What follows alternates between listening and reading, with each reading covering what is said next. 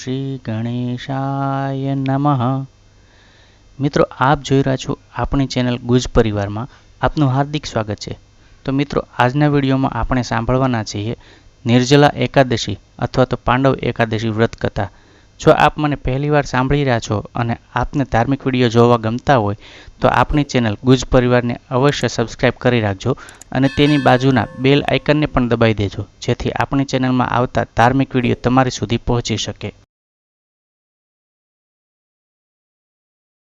શાંતાકારમ ભુજગશયનમ પદ્મનાભમ સુરેશમ વિશ્વાધારમ ગગનસદૃશમ મેઘવર્ણશુભાંગમ લક્ષ્મીકાન્તમ કમલનયનમ યોગીતીર્થયાનગમ્યમ વંદે વિષ્ણુ ભવભયહરમ સર્વલોકૈકનાથમ. ઓમ શ્રી કૃષ્ણાય નમઃ. ભીમ અગિયારસ જેઠ સુદ 11ના દિવસે આવે છે.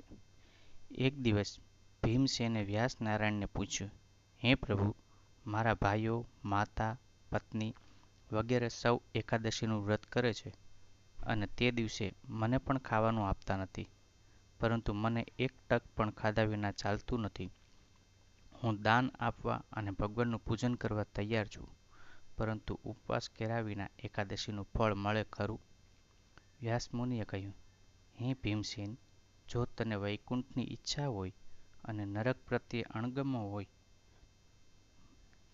તો તારે જેઠ માસની બંને એકાદશીઓને દિવસે ભોજન ન કરવું. ભીમસેને કહ્યું, મારાથી બંને ઉપવાસ તો ન થઈ શકે, પરંતુ વર્ષમાં એક ઉપવાસ તો કરીશ. વ્યાસજીએ કહ્યું, તું જેઠ માસની સુદ એકાદશીનું વ્રત કર.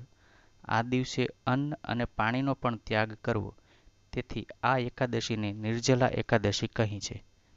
જેઠ સુદની નિર્જલા એકાદશીના દિવસે સ્નાન કરતાં જેટલું પાણી મોઢામાં જાય તે પાણી ઉપર જ આખો દિવસ પસાર કરવો.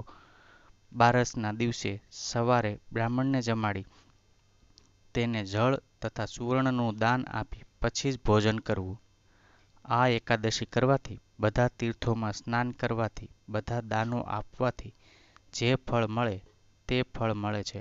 આખા વર્ષની એકાદશીનું જે પુણ્ય મળે છે તે પુણ્ય આ એક જ એકાદશી કરવાથી મળે છે.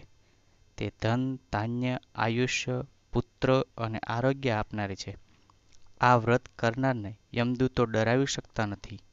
જે સ્ત્રી પુરુષ, હે દેવેશ, હું આજે ઉપવાસ કરીને આવતીકાલે અન્નાહાર કરીશ એવો સંકલ્પ કરીને શ્રદ્ધાપૂર્વક આ વ્રત કરે તો તેના બધા પાપ નાશ પામે છે.